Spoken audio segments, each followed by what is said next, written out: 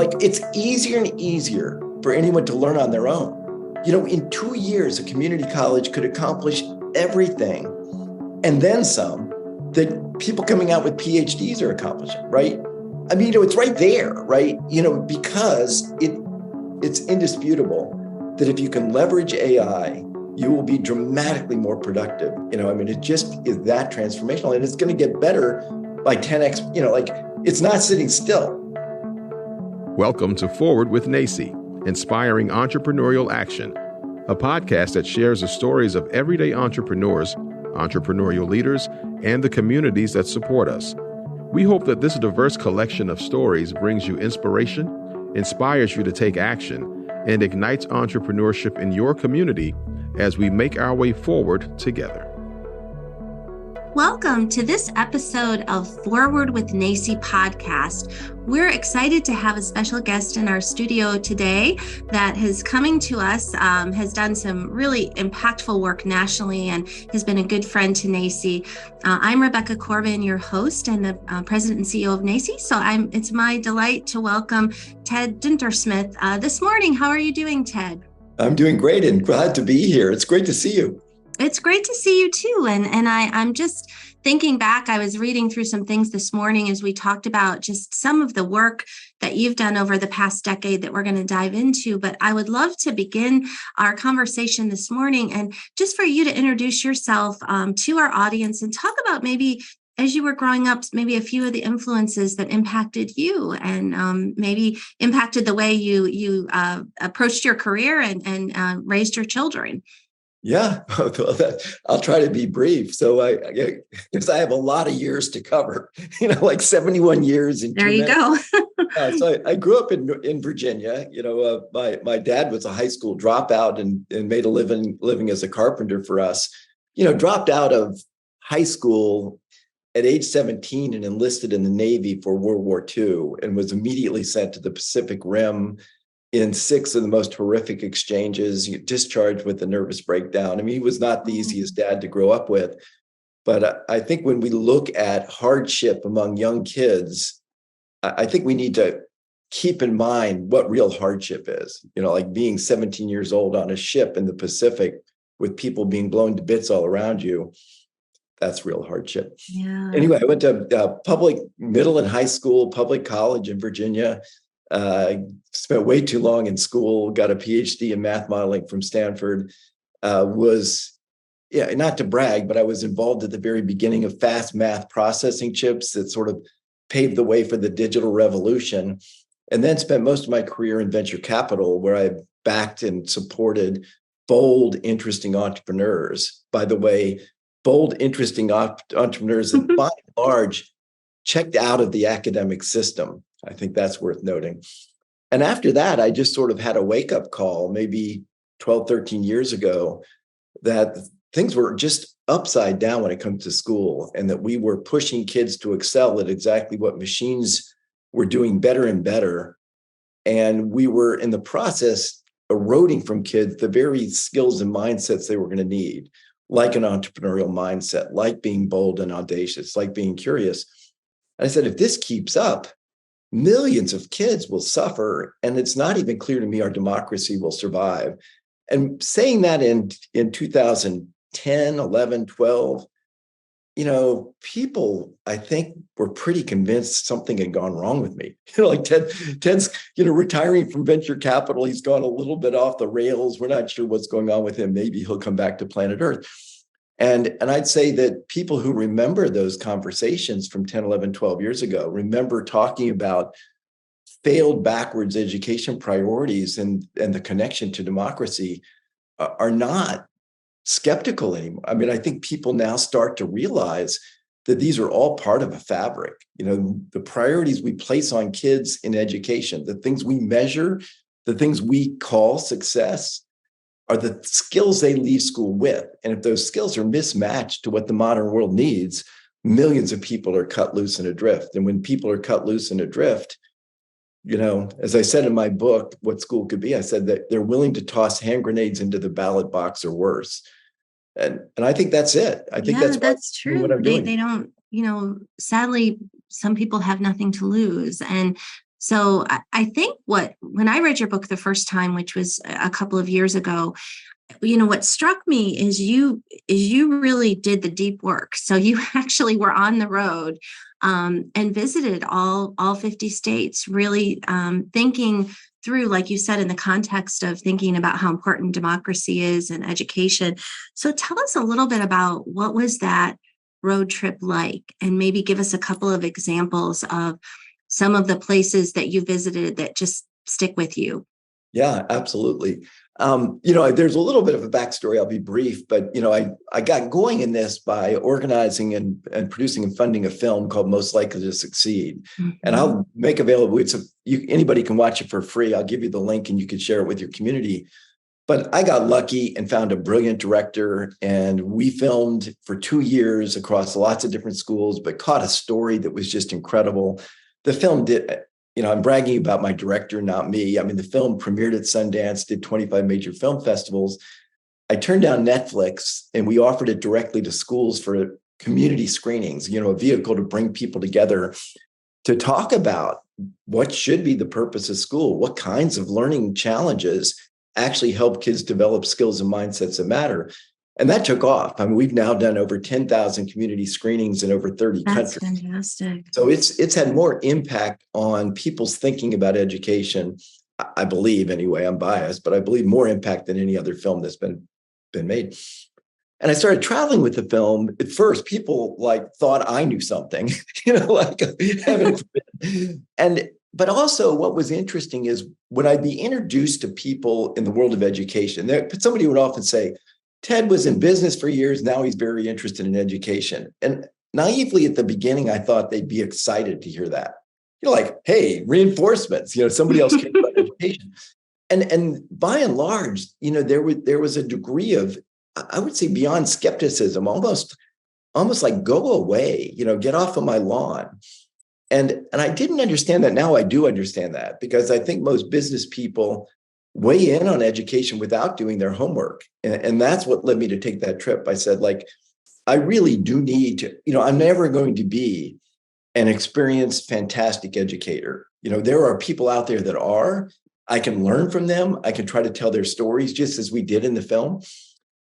But I owe it to people to do that homework, because if to the extent people, care about what I have to say, and some do, not as many as I'd like, I should at least know what I'm talking about. And I think that's a distinction. I think a lot of the business philanthropists that get involved, just kind of throw spaghetti at the wall, and just buy into same old, better test scores, higher graduation rates, more kids off to four-year colleges, all will be well. The formula that worked pretty darn well 50 years ago, but is so different from what we need to do today. That's what they fund. That's what they call for. And I could be very specific with those examples. And so I've worked really hard to walk in the shoes of people who are doing the very hard work of educating, students who often aren't motivated because they look at the standardized curriculum and they ask, when will I ever use this? And we all kind of know the answer, which is you won't. and that's right. That's right. Yeah, it's a game you're playing. Just jump through these hoops so you can get to the next set of mindless hoops. And I just to me, it's this colossal wake-up call that says we not only can do way much better, but we have to do way much better. And so I took that trip. I met with lots of people. I wrote this book twice, actually. I wrote it the first time and then tossed it because I didn't think it was very good. It was sort of like a running timeline. And I realized nobody cared at all. Even my wife didn't care how I felt at midnight when I landed in Indianapolis in February. I mean, that was just not something that I should be writing about. And so I stepped back and said, what did I really learn from this? And I learned many important things, including we know what to do. You can find great examples wherever you look. And so I picked a great example or two from every state just to make the point it is everywhere, but at the same time, it's nowhere. We have these examples, we have these proof points, but they're niches. They're in these nooks and crannies and not in the mainstream. And then it was interesting, I just picked things that blew me away. And when you walk around a school and you interview people and talk to the teachers and you talk to the students, it's not the data that tells you how it's going. It's the in-person interaction that tells you how it's going. And when you meet educators that had a bounce in their step, that were enthused about what they were doing, and students who couldn't wait to be in school, huge amounts of learning were taking place. So I profiled all these places, often, by the way, with an underlying theme of kids developing skills that are beyond what most college graduates have. Like kids in elementary school having hireable skills that most college graduates leave college not having. I think that's interesting. Yeah, it is. And I know we had talked about this before, and I dug up an article from the Washington Post that was written by Valerie Strauss in November of 2015. So this is 9 years ago. And she was capturing your search for the purpose of school. And I thought this was a really interesting kind of insight that you shared at that time, but you were really looking at not only what you were what you found on your search, but you were also thinking about your own life and what you came to experience with your son. And so I thought that would be good, because I think you were talking about the depth of which you really sort of did your homework and did your research.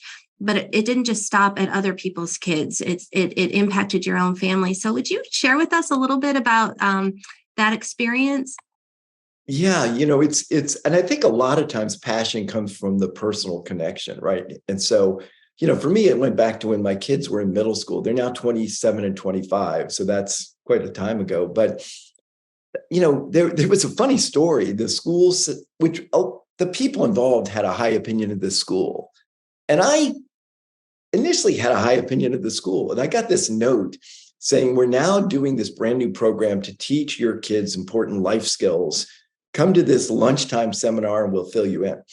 And my initial reaction was like, oh, this is so great. Like, what a neat thing to do. Teach my kids important life skills. I'm coming. But in advance, I started to think, and I had the vantage point, right, of having spent 35 years side by side with technology innovation. So to the extent I know a lot about anything, maybe put that on the list. I mean, I've seen how it's changed. I've seen how fast it's advancing. I've seen what it can do. I feel like I know that area. And so I'm thinking that world, as it has more and more power and impact, what are the important life skills kids need? And I kind of made my list. And I went to this lunchtime expecting that they'd be checking off a bunch of those things. And, it wasn't like what they presented was a bad idea, but I think anybody listening kind of knows what I should have known then that it would be, which is, the PE teachers once a month would show a film on tar-infested lungs and say, don't smoke cigarettes. Right. Or, That's right. It's like, and, like, I'm not saying that's a bad thing. I mean, like, Right. Fair enough. But I mean, surely life skills goes way beyond that. Well, and they start earlier. I know you had shared this before too, what was called like an early wake-up call. And you go back to even in the third grade with your son in a science class studying machines. And I think at that time you took $20, you went to Home Depot and bought all of the supplies and the things. Now by today's standards, that would be sort of developing a prototype, and didn't work, right? But what a valuable lesson for a little child. And like you said, it's not a 5-point thing or a film that a kid has to sit there and watch. They're actually getting into doing the work, and that's powerful. I had, believe it or not, forgot about that story. So I'm glad you mentioned it. But just for listeners, it was, they were studying simple machines. I thought that was cool. We went and bought all the things you need for simple machines. We played around with it in the basement. And one of the things that we collectively, I probably was way more involved than I should have been now that I look back. But anyway, so my son and his younger sister and I were like playing around and put together a multiple pulley system that they, as 8-year-olds more or less, could lift a heavy cinder block. And I made the comment in passing that with this, you could probably lift, use enough pulleys, you could lift up, your school's basketball coach, who's a very large man. So my son goes to school, takes a test on simple machines, comes home a couple of days later, really looking down. And I said, what's wrong? And he said, I really didn't understand simple machines. I failed the test. Now, this is a third grade. which arguably third grade science should be all about making kids love science and not about, marking down kids on multiple choice questions. But the question was, and I couldn't have anticipated, like, how could this be? But the question was, what simple machine would you use to lift a grown man? Like I wasn't cheating. It wasn't like I went to hack the computers in the school so my kid could get an advantage on third grade science. But my son said I'd use a 6-pulley system and sketched it out. And there was this big red X on it with -13. And to the right, it said lever. And I'm like looking at this and I'm saying like, oh my gosh, like this isn't. And I go in and talk to the teacher and I say, like, first of all, these are third graders. These are kids that are more or less 4 feet tall. Just sketch me out a lever that someone 4 feet tall can use to lift a grown man. I think if you look at the actual physics of levers, you'd realize that their end would have to be 10, 15 feet above the ground. I mean, lever actually is a wrong answer. 6-pulley is actually a right answer. I don't care about his score. That's not it. But I mean, how are you teaching science? Why not ask the question of show me one or multiple ways you could use one or multiple simple machines to lift a grown man? That's a creative, expansive, interesting challenge versus what would you use with the teacher having the one right answer that actually turned out to be wrong. That's so powerful. I mean, and that's what you were speaking about, entrepreneurial mindset, which is a lot of the work that we do at NACCE and that we've kind of shared together in terms of our excitement for what could be and growth mindset. But let's pivot a little bit as we kind of get to the ending part of this conversation about Chat GPT and AI and the implications of that. And I understand that's an area that you've been thinking a lot about, could profoundly impact. It is already. It's impacting the way that we work, but education. So maybe share with us some of the things that you've been thinking about in that area and help people to understand a little bit more, perhaps where we're headed and what's the potential opportunity and also the potential pitfalls. Yeah. I don't feel particularly vindicated, having said for 12 years that machines are going to get better and better and do exactly what we push kids to do in school. That I'm on record. You can go back and look at things from a long time. Look at the opening of the film, Most Likely to Succeed. I mean, we make that point emphatically and beautifully. GPT just makes it explicit, right? You look at how it does against every high stakes education exam, and it's already on par or better than any people. Let's look at the bar exam, right? And the bar exam tells us not only how it does, but how fast it's improving. So in December of 2022, so 9 months ago, GPT 3.5 was in the bottom 10% of the bar exam. So not terribly impressive performance. 4 months later, April, they come out with GPT-4. It's in the top 10% of the bar.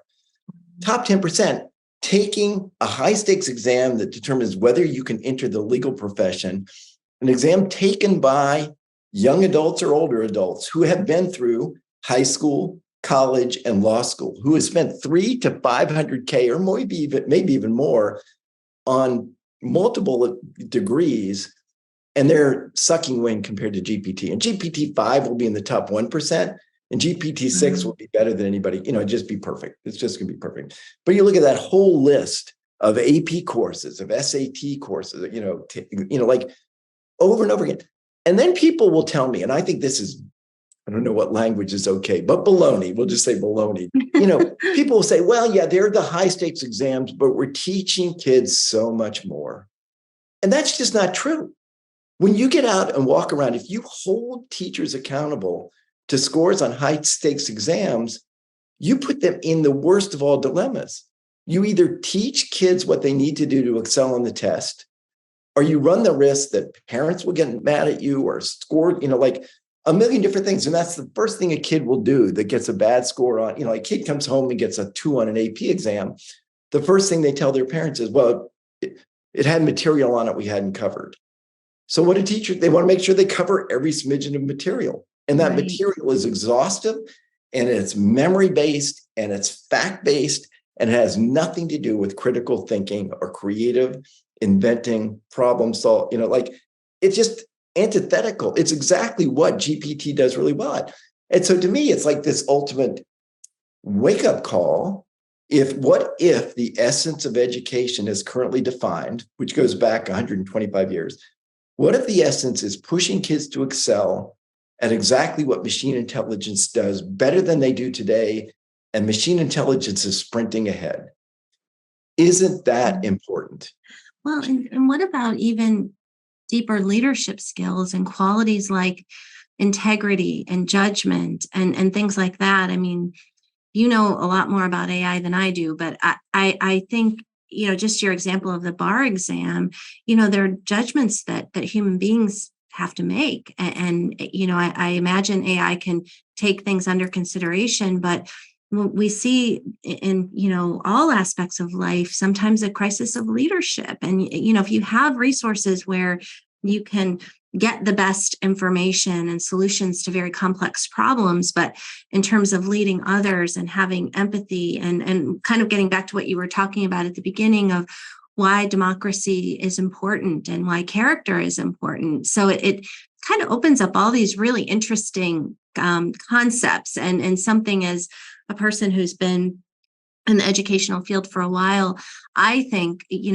that's equally important for both community colleges, universities, and other institutions to really not only teach it, but model it, so that we're making those decisions and thinking about people in an ethical manner. I couldn't agree with you more. And it's why I'm such a big fan of what you and your organization stand for and are doing, which is GPT, AI generally, is this gift we're getting, right? A whole bunch of things we used to have to do by hand, it does for us quite well. Is that the entire picture? Absolutely not. And so these, and I hate the word soft skills, but these very different forms of intelligence, I always get a little bit vexed when I see people talk about machine intelligence and is it more intelligent than humans, as though there's a single dimension of intelligence. That's right. It turns out that school focuses on a single narrow dimension of intelligence, which is tied to short-term memorization skills and speed of operation and minimizing errors. Those are the things that are prioritized in school, which is exactly what machines do perfectly. But all of the things, and let's drill down on one of, maybe your essential core value of entrepreneurial mindsets. The essence of entrepreneurship is going where someone else has never gone. That's antithetical to standardization. If you have 5 entrepreneurial kids spread around the country, you and I, you particularly, could evaluate their work and give them feedback about what standard they achieved in their entrepreneurial approach to things. But there's no way to turn that into a number that compares a kid in, Texas to a kid in Mississippi to a kid in New York State or something. It's different, right? They're not doing the same thing. And to me, that's our dilemma, right? That's the fight we have. Do we continue to insist on standardizing what kids learn to prepare them for taking the same standardized tests so we can generate data that shows we're making no progress after multiple decades of that approach? That's the mind. That's what you find, from the upper levels of the U.S. Department of Education today down to state legislators, down to college board, standardize what they learn so they can take the same standardized tests so we can use data to make education better, except we've had 30 years to do that and we've gotten nowhere. Or do you promote entrepreneurial mindsets? Do you draw out those characteristics that AI will never do well? Do you equip kids with the skills to leverage AI to be dramatically more productive in pursuing their goals and dreams? And be content with the fact you're going to be launching millions of kids into lives of purpose in ways that make it hard to compare them. We give up the measuring stick, but we have purposeful, motivated young adults that are going to change the world in positive ways. So it seems like a pretty clear trade-off. Right, you're right. And one example that comes to mind is, NACCE's been very privileged to work with Verizon on this Verizon Innovative Learning STEM Achievers Camp. And the company's invested a lot of their philanthropic dollars in this. And what you'd see kids, from either very rural areas or some kind of, urban areas that were struggling.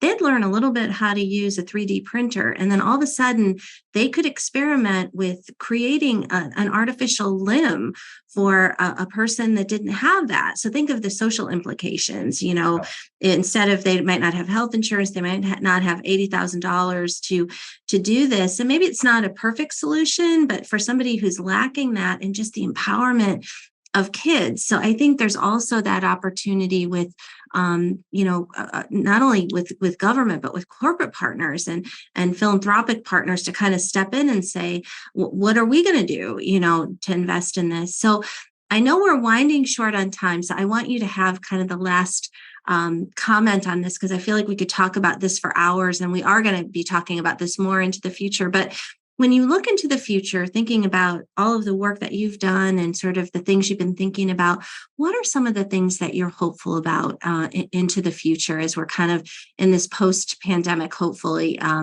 age where, we're looking at things differently? So what I'm hopeful about is the fact that any young adult, any family, any classroom teacher, any school, any organization isn't held captive by what the rest of the world does. We have it in our wherewithal, whether we do it at the most granular level or do it more broadly across a community college. We have it in our wherewithal to say, damn it all, I'm going to get this right. I am going to embrace GPT. I am going to offer a course saying, how can you use artificial intelligence to be dramatically more productive? I am going to tell my faculty, kids should have open access to AI on every assignment and exam they take, because with that, we can aspire to a dramatically higher standard. People who do that are going to be off to the races. People who say, we're going to value you for the bold, creative initiatives you can create and carry out successfully, not for how much you can cram into, short-term memory 24 to 48 hours before a high-stakes exam that AI does perfectly. It's in anyone's power. Anybody listening has it in their power to take the other road. And I'm just, my role in life, I think, is to, as emphatically as possible, emphasize that the same old road is going to work incredibly poorly for almost everybody walking on it. And that the different road, the one that sort of thinks boldly and entrepreneurially and develops a sense of purpose and meaning in the lives of our students and equips them with the skills to learn how to learn, those kids are going to be off to the races, right? And I think that's where community colleges have a particularly pivotal role, because for way too long, our general view has been that, maybe what we're doing in school doesn't make sense, but the solution is more years of it. Right, that's right. Like if we just spend, K through 12, well, that's not enough. If, 2 years, that's not enough. 4 years, that's not enough. And I was a big fan and know him personally pretty well. Obama, is on record as saying, in the 21st century, everybody's going to need a master's degree. And I talked to him and I said, no. It's easier and easier for anyone to learn on their own. In 2 years, a community college could accomplish everything and then some that people coming out with PhDs are accomplishing, right? I mean, it's right there, right? Because it's indisputable that if you can leverage AI, you will be dramatically more productive than Tom, Dick, and Harry around you. It just is that transformational, and it's going to get better by 10x. It's not sitting still. It's not like, oh, this is where it is. It's in the top 10% of the bar, and that's where it will be forever. And that's such a good example. People can study harder and they'll eventually catch up, and it's like a race. I mean, forget that, right? It's 100 million active users involved with a resource that can see and absorb everything ever written, that learns from all those interactions and gets better by the minute. It's as important a development in our lifetime as anything that's come along. And are we going to be on the right side of it? Or are we going to say, hey, work harder and try to keep up. I mentioned. Yeah, I think. Yeah. I think people listening and myself listening and talking with you, I think that's the most hopeful thing of all. You think about the invention of penicillin and how that transformed everything. What I hear you saying is that could be the situation if we have the right mindset. So yeah. I want to thank you so much, Ted Dintersmith. I'm going to encourage people to Google you, because when you do, you'll be able to find your TED Talks and your book. And just thank you for being the person that you are. And we look forward to continuing the conversation. So I hope you have a wonderful day. Yeah. And I just want to say thank you back, because I've followed what you're doing. Your organization's fantastic. The values you embrace are exactly the values that need to reach people all around the country and the world. So thank you. I know we're both doing work that's harder than we'd like it to be, but it's really important what you're doing. And I, for one, am deeply grateful to you. I appreciate that. Thank you for joining us today. We hope that you will continue to explore the many ways to define entrepreneurship with NACCE as we celebrate opportunity, failing forward, and success, learning from one another along the way. Subscribe to this podcast on your favorite platform and follow at NACCE on social media, and learn more about us at nacce.com/podcast. Stay tuned for a new episode each week. We look forward to making our way forward together with you.